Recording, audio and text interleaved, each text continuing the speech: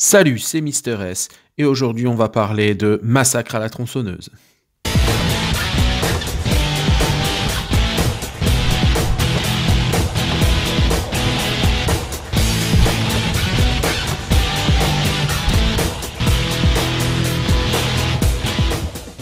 Massacre à la tronçonneuse date de 1974, dans la droite ligne de L'Exorciste, qui avait choqué les spectateurs.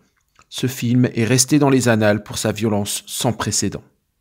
D'ailleurs, à sa sortie en octobre 1974, le film fut interdit dans plusieurs pays, au Royaume-Uni notamment, où il a fallu attendre 1998 pour que le film soit diffusé. Les acteurs choisis pour le film étaient de parfaits inconnus, le rôle principal étant tenu par Marilyn Burns. Produit avec un budget de 140 000 $, le film reçut un certain succès au box-office avec un bénéfice de 30 millions de $. On considère souvent ce film comme un précurseur du slasher. On y retrouve en effet des éléments importants de ce sous-genre. Un tueur brutal et sans visage, avec une arme emblématique, poursuivant et éliminant des jeunes gens. Ce qui a beaucoup attiré les spectateurs dans les salles pour aller voir ce film, c'est la mention inspirée de faits réels sur l'affiche. Il faut évidemment nuancer. Le tueur est effectivement inspiré de Ed Gein, qui a réellement existé et qui avait la particularité d'utiliser de la peau humaine pour se fabriquer des masques et toutes sortes d'objets. Mais les ressemblances s'arrêtent là.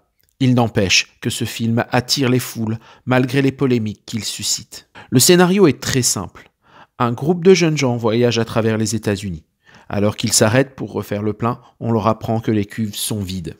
Commence alors une nuit cauchemardesque pour notre petit groupe, puisqu'ils vont être la cible d'une famille de psychopathes, notamment le petit dernier, dont l'arme de prédilection est la tronçonneuse. La manière dont le métrage est filmé fait penser à un documentaire, effet de réel garanti.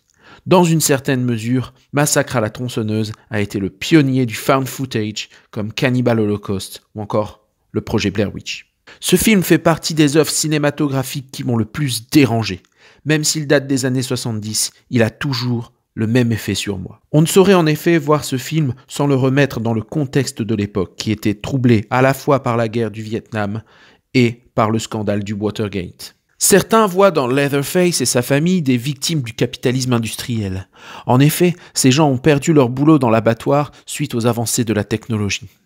On peut y voir aussi une dénonciation de la violence faite aux femmes. En effet, c'est une femme qui est la victime principale. Elle est torturée, aussi bien psychologiquement que physiquement, et finit par s'en sortir malgré tout. Alors, ce film est-il un brûlot féministe ?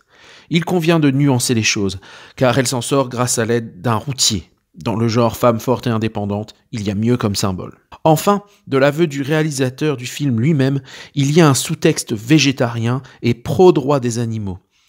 Hooper est d'ailleurs devenu vegan après le tournage. Vegan before it was cool. Trop fort, Toby. Voilà ce que j'avais à dire sur ce film. Si vous ne l'avez pas vu, foncez. Par contre, je ne recommande pas le remake et les suites, qui sont vraiment assez moyens. Merci de m'avoir écouté. N'hésitez pas à me soumettre un autre film pour le prochain épisode des grands classiques de l'horreur. Si cette vidéo vous a plu, laissez un petit pouce en l'air et abonnez-vous à la chaîne si ce n'est pas encore fait. Je vous remercie. Ciao.